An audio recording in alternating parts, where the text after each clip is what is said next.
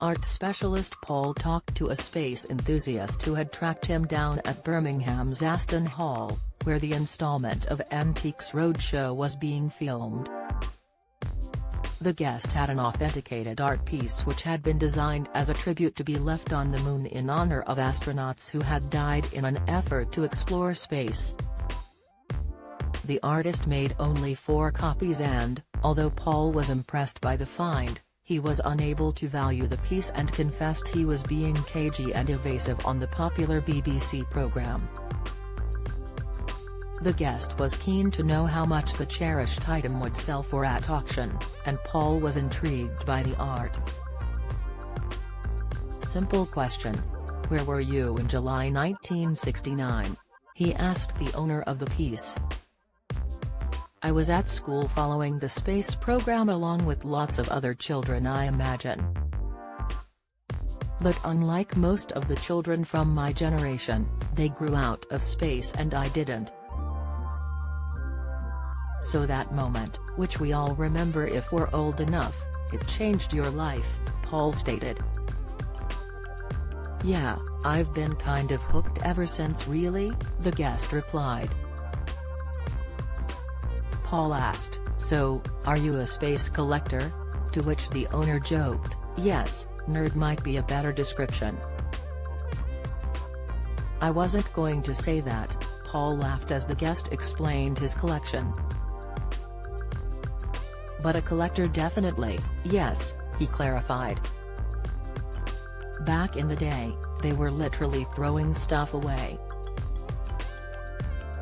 Nowadays, I can't afford most of it. So the collecting was many years ago for the most part."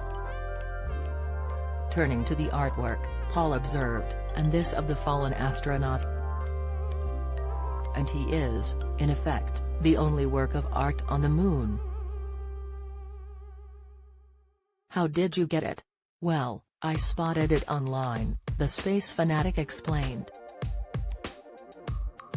"So I bid on it and thankfully nobody else did.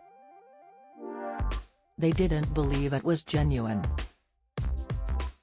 Paul added, "Now, this is a sculptor called Paul van Hooijdonk, who was Belgian.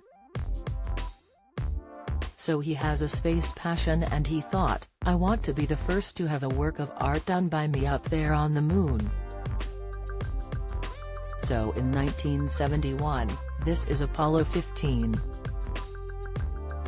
NASA, who was very much in control of all this, said, we want a memorial to the, at that point, 14 astronauts and cosmonauts who lost their lives in the pursuit of space. It has, as far as I understand it, 3 relatives, one on the moon. Well, technically there were 4, the guest corrected Paul. He explained, one on the moon, Van Hooijdonk owns one himself, the gallery, and that one. So then you go to Van Hooijdonk, and he says it's genuine? Paul inquired.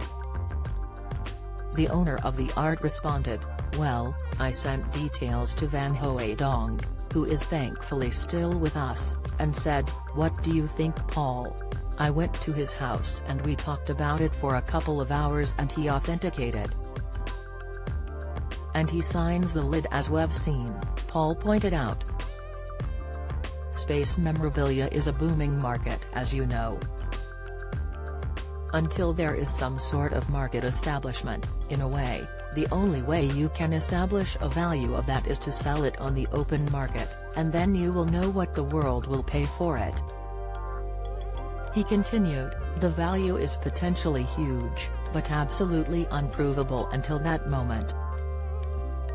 So you've either got to take that risk because there isn't going to be another one, this is the only one that can be sold. Explaining his vague response, he told the guest, you will think him being evasive and cagey, which I am because I don't know the value. And whether we're talking $1,000 or $50,000, I haven't a clue. And I'd rather be honest, but I mean, potentially, it is a hugely valuable object with the work that you've put into it. Understanding Paul's situation, the guest decided, in the meantime, he'll stick it back in the bank vault. "It's as close as he'll ever get to the moon, I'm telling you that," Paul concluded. Antiques Roadshow is available to watch on BBC iPlayer.